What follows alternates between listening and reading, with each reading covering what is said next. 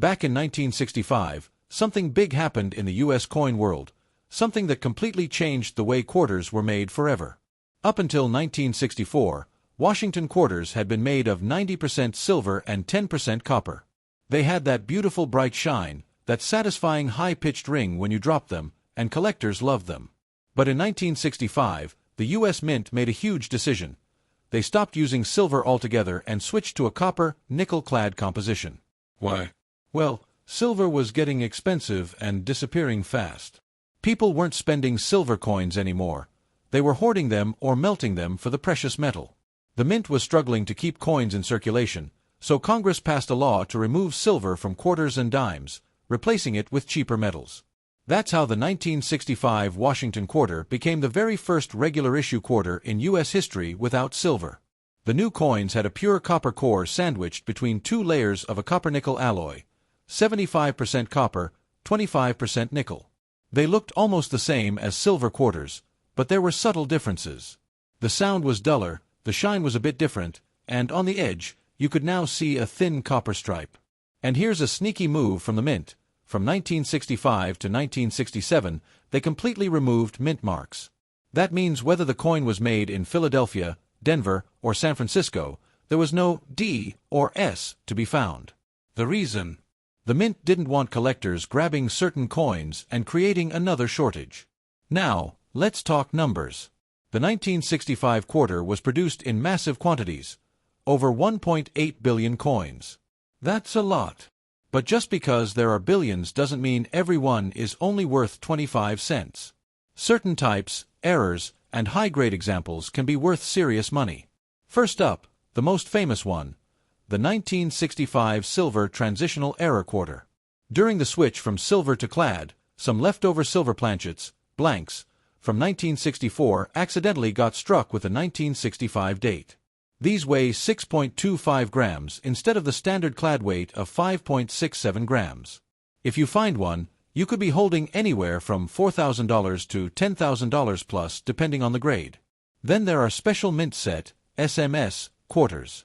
Since there were no proof coins in 1965, the mint made SMS coins for collectors. They have sharper details and a satin-like finish. Most are worth $5 to $20, but the best deep cameo examples, the ones with frosted designs and mirror-like fields, can hit $200 to $500. Regular circulated 1965 quarters? Those are still worth face value, 25 cents.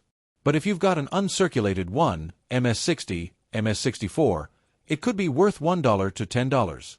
Higher grades like MS-66 or MS-67 can jump to $50 to $300, and the rare MS-68 examples have sold for over $1,000 at auction. Here's a simple value breakdown. Worn circulated, 25 cents. Uncirculated MS-60, MS-64, $1 to $10. High-grade MS-66, MS-67, $50 to $300. Top-grade MS-68, $1,000 plus. SMS coins, $5 to $500. Silver transitional error, $4,000 to $10,000 plus. And it doesn't stop there. Some 1965 quarters have cool minting errors. You might find an off-center strike where part of the design is missing, a double die where the lettering looks doubled, or even a quarter struck on the wrong planchet like a nickel or penny blank. Depending on the error and condition, these can range from $50 to several $1,000s.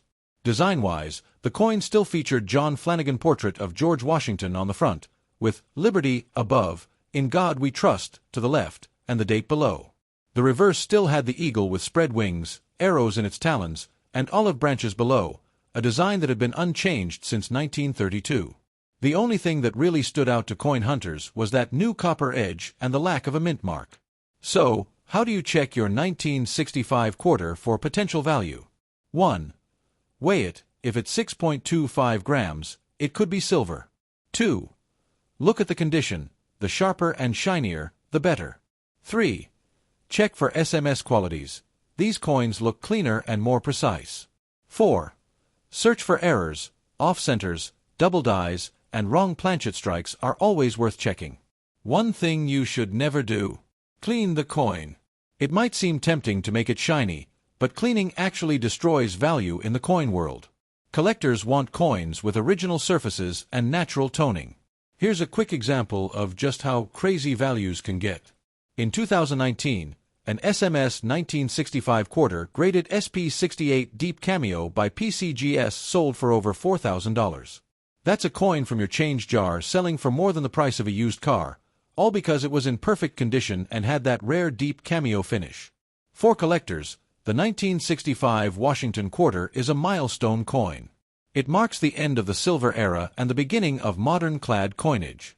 It's a reminder of how quickly the value of money can change when metal prices shift.